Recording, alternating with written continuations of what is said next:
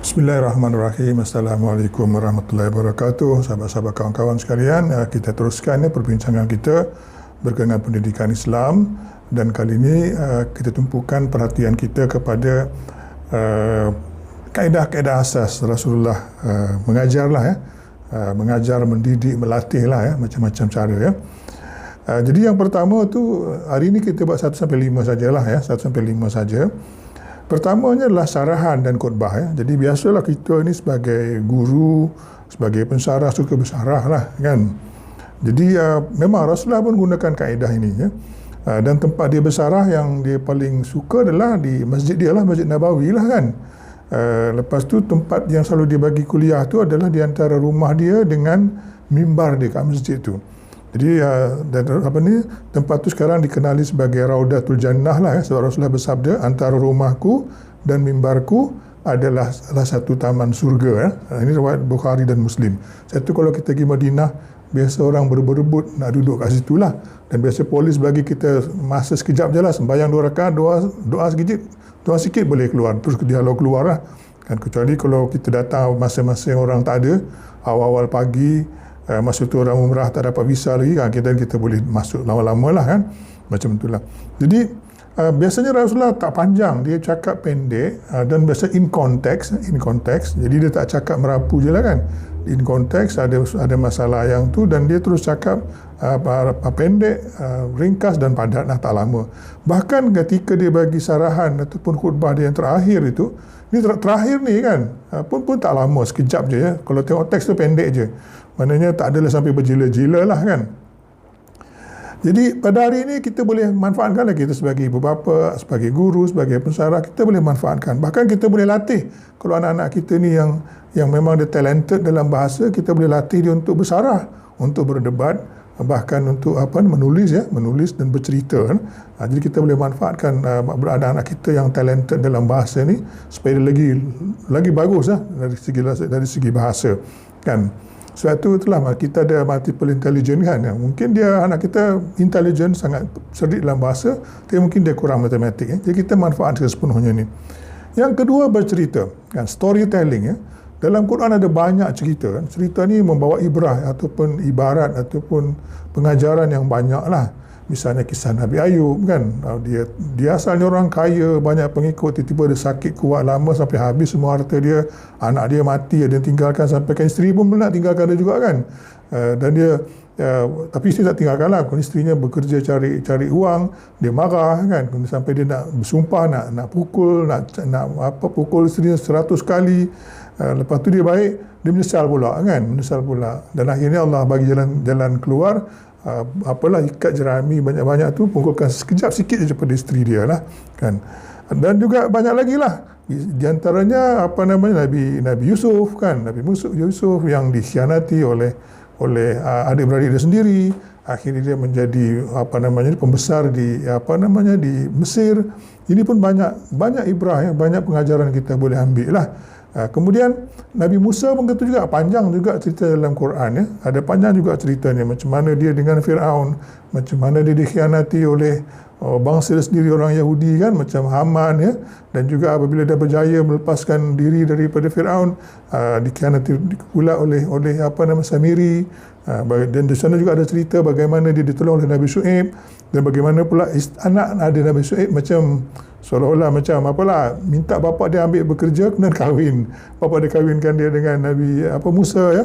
Jadi ini adalah satu bentuk-bentuk storytelling yang amat kita boleh manfaatkan. Satu, cerita itu sendiri. Yang kedua, kaedah bercerita. Kan? Jadi biasanya kalau kita tengok dalam Quran tu, cerita dia biasanya ada 7 elemen penting lah ya. Satu, mempunyai watak utama lah, hero lah kan, hero. Macam kes Nabi Musa tu, Nabi Musa lah. Kemudian ada ancaman besar, kat sini Firaun lah kan. Kemudian ada pembantu atau penolong dia. Mula-mula dia ditolong oleh Nabi Shu'aib. Kemudian Nabi Harun kan, Nabi Harun. Kalau ada rancangan ya, Allah bagi dia perancangan untuk berhadapan dengan Firaun lah. Dan adalah dia punya senjata dia yang diberi lah, misalnya mukjizat-mukjizat lah yang diberi oleh Allah kan. Kemudian ada pertarungan dengan Firaun, dengan orang-orang Firaun lah kan, dengan tukang sihir Firaun semua kan. Dan juga dalam tu ada unsur-unsur pengkhianatan dalam cerita tu. Mesti ada, macam kisah Musa tadi, Haman kan, dan juga Samiri ya.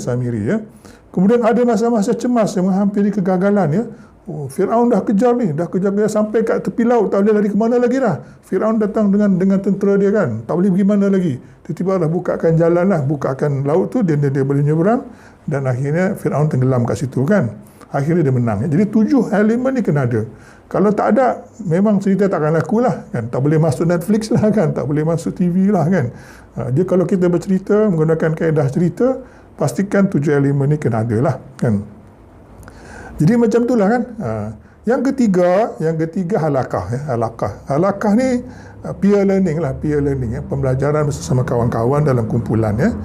Sekarang ni itulah gunakan peer learning ataupun pedagogi lah atau paragogi kan. Jadi penting, zaman Rasulullah pun dah ada ni ya. Jadi Rasulullah sebut apa tahu? Dia kata apa?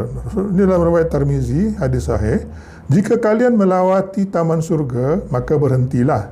Maka sahabat bertanya, apakah taman surga itu? Beliau menjawab, halakah zikir kan, halakah zikir ya. Jadi pertama dia Rasulullah kata kalau di antara rumah mimbar dia kan. Tapi di mana-mana pun kalau ada halakah zikir ni mengingat Allah lah, mengingat Tuhan ya, mengingat Tuhan, adalah juga taman surga kan, radatul jannah kan. Dan satu hari Rasulullah keluar kan dari rumahnya, tengoknya di masjid tu ada banyak halakah lah kan, perbincangan tentang Islam, tentang ada orang yang mengajar, ada yang menyoal, perbincangan lah kan. Ada juga orang yang sibuk berdoa, sembahyang, semualah kan. Rasulullah kata kalau orang yang berdoa tu boleh jadi Allah kabulkan, boleh jadi Allah tak kabulkan kan. Tapi Rasulullah dia pergi menyertai halakah tu kan, dia duduk bersama-sama orang yang duduk halakah itulah kan. Sebab itulah dia kehebatan halakah ni kan, hanya istimewa kan. Jadi kita boleh manfaatkan halakah ni ya, perbincangan sesama kawan-kawan ya. Pedagogi ataupun hutagogi lah sekarang, macam-macam goji lah sekarang ni kan, tapi pedagogi lah kan. Yang keempat, menyoal ya. Dalam Quran ada banyak soalan-soalan ya, yang Allah tanya dalam bentuk soalan. Misalnya kan, Qul ayyu syai'in akbaru syahadah kan. Siapakah yang lebih kuat persaksiannya? Kan. Maka dialah menjadi saksi antara aku dan kamu dalam surah Al-An'am kan. Dan juga Allah berfirman, fa kaifa idza jama'nahum liyaumin la raiba fihi wa wufiyat kullu nafsin ma kasabat wa hum la yuzlamun kan. Nanti bagaimanakah nanti kan apabila kami kumpulkan di hari kiamat yang tidak ada keraguan tentang adanya kan. Jadi macam itulah kan, ada banyak soalan-soalan kan dalam Quran yang mengajak kita berfikirlah, supaya kita fikir kan, jangan biar aja benda tu berlalu kan. Jadi pun soalan ni pun ada banyak juga, ada teknik jugalah kalau kita nak tanya anak-anak kita, murid kita kan. Pertama soalan itu kena sana dengan jelas, dengan matlamat lah, jangan ikut suka sajalah kan. Yang keduanya, hendaklah ringkas, jangan panjang sangat ya. Satu soalan tu satu je subjek, jangan banyak sangat kan. Ketiganya, tanya satu soalan dalam satu masa. Yang keempat, tanya soalan yang terbuka, yang boleh menimbulkan perdebatan kan.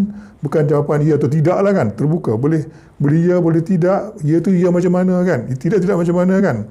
Kemudian kita boleh gunakan taksonomi Bloom lah ketika menyoal. Soalan-soalan tu soalan yang aras tinggi lah. Aras tinggi bukannya tarifkan, cuba ni apa maknanya ni, apa warna ni, bukan macam tu lah kan.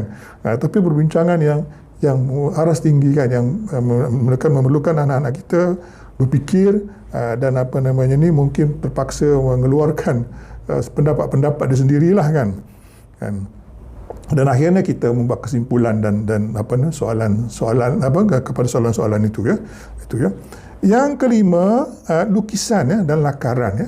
Lukisan lakaran ni itulah orang yang handal, tinggi dia punya intelijen dalam dalam ruang ya, dalam gambar-gambar ya. Dia memang suka yang ni lah kan. Kalau kita ajar ni dia cepat faham lah kan, cepat faham, dan dia pun laju ke depan kan. Jadi Rasulullah banyak juga menggunakan ni kan. Banyak, kalau dalam hadis sudah banyak lah. Misalnya yang paling simple, dia tulis 4 garis di atas tanah kan. Dan dia tanya, kenapa aku lukis? Kamu tahu tak kenapa aku buat garis 4 garis ni? Sahabat apa? Raja kata, Allah dan Rasulnya lebih mengetahui.